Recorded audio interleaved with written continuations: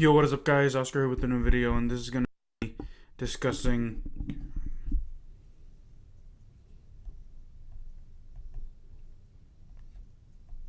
sorry about that. I was getting a phone call in the middle of everything. Anyway, and this is going to be discussing my delayed reaction to Italy versus England, the European Championship Finals. My reaction, I know that I'm a few days late, just a lot of things came up. I actually went on a family vacation, so I wasn't able to record the last few days.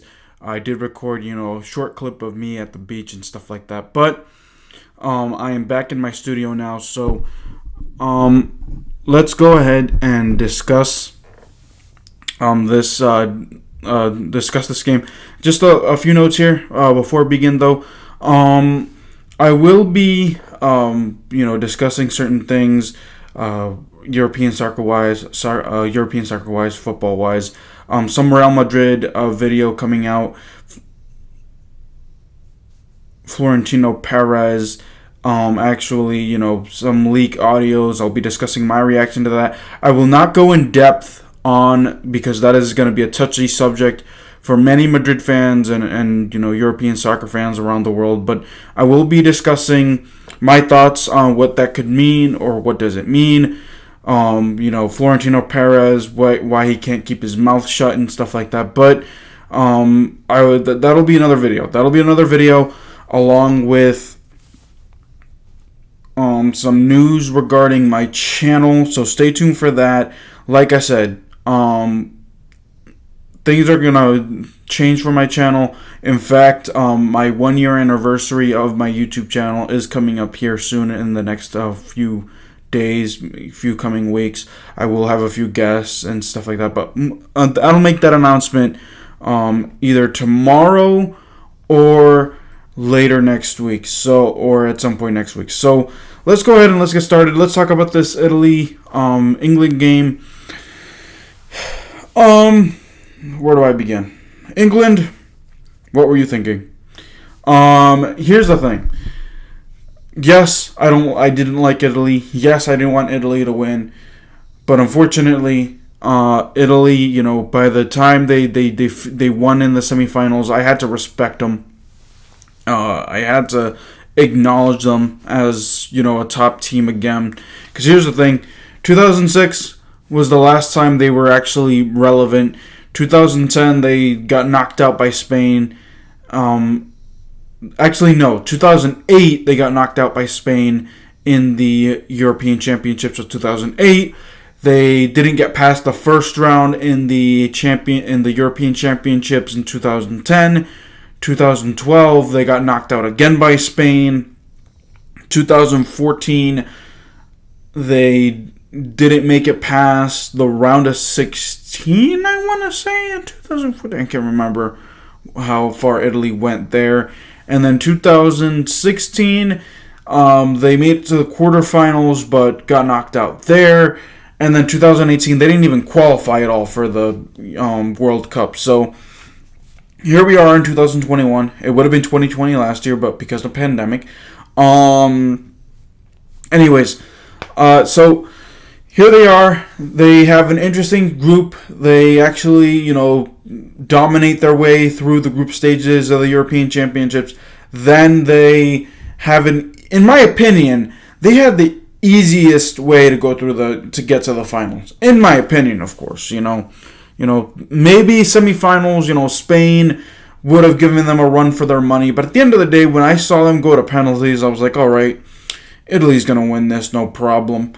But anyway, here we are in England. I actually thought that the only reason why England was actually favored for this game was because England had the home field advantage, because the finals was played in Wembley. That's where England is, Wembley Stadium. So, in London. So, my bad. I actually thought that would have mattered. It didn't. But to be honest, England at the beginning had Italy at the ropes. They had them on the ropes. In fact, Luke Shaw scored a goal in the second minute of the game, and it looked like England could have done more, just missed opportunities. They really had Italy off their game. They had Italy on the ropes. I actually thought that if England would have scored maybe one or two more goals, it would have been, game, set, match. But somehow Italy decides in the second half to turn off the gas.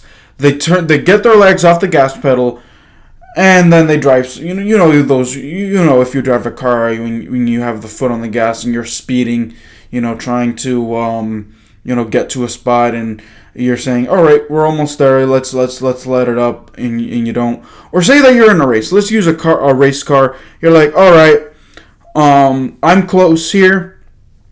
I think I'm gonna win the race. I'm way ahead of these drivers. I'm just gonna slow down the pace. No one's gonna catch up to me. That attitude, and then next thing you know, cars zoom past you, and you're like, man, what happened to my lead? So that's what happened to England. They get their foot off the gas. They don't continue to press. They play conservative, and then Italy, all they need is 3 big plays to get right back into the game. They had good opportunities. It was Jordan Pickford who denied Italy a lot of opportunities in the second half, but he couldn't deny a corner kick that was going to be given to Galini. He blocked that. It hit the post. It hit the bar, but then on the rebound, it was all Leonardo Bonucci who scores the tying goal. And then, of course, they go into extra time.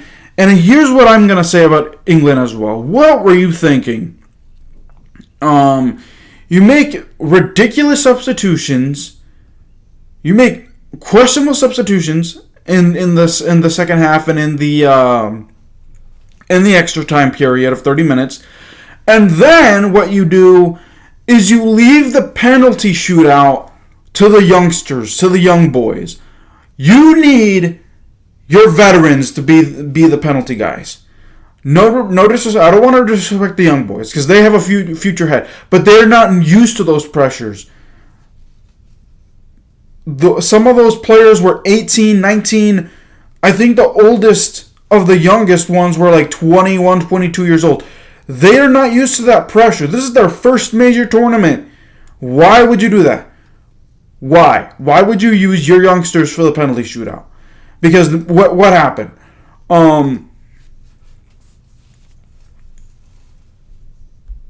Excuse me 1 second. Next thing you know, congratulations go out to Gianluigi Donnarumma because he's actually became the Italy savior in the penalties. Because I got to give my hands off to both goalkeepers, Gianluigi Donnarumma and Jordan Pickford, because Jordan Pickford really played really well in this final. Knocked out, had some big time saves, although he couldn't save the second or the first, the goal that Italy scored, but that was off of a deflection and off the post type of thing. But anyway, he did block attempts before that. He played very well. He actually also had some penalty saves.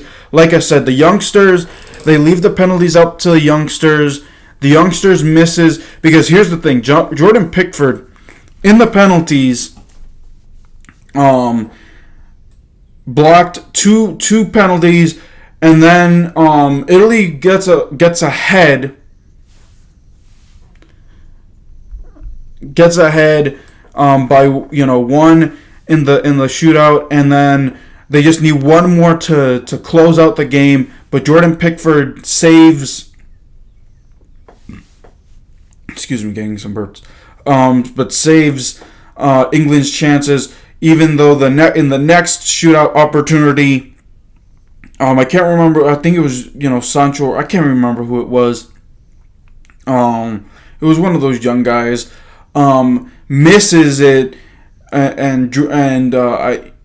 misses it completely, giving Italy the win and giving the European crown to Italy. So congratulations, Italy! You are champions for the next 3 years.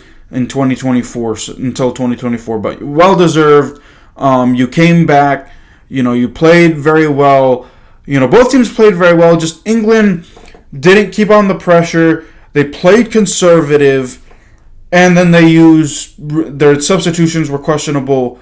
Subbing off the veterans for the young boys, and then the young boys that was England's downfall because there was a lot of penalty misses because of the young boys not having experience. Marcus Rashford missed one. I think that was like the only veteran at the time. I can't remember if Harry Kane was around, but for the penalties, I can't remember. I'm gonna have to relook at the highlights. But alrighty, that'll do it for this recap. My reaction to the European Championship finals. Like I said, I know it's a few days late.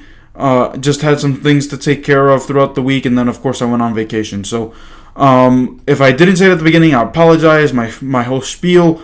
Make sure that if you're new to my channel, you like European soccer content, because more of this European soccer content now that Real Madrid is back in session with training, with preseason and all that.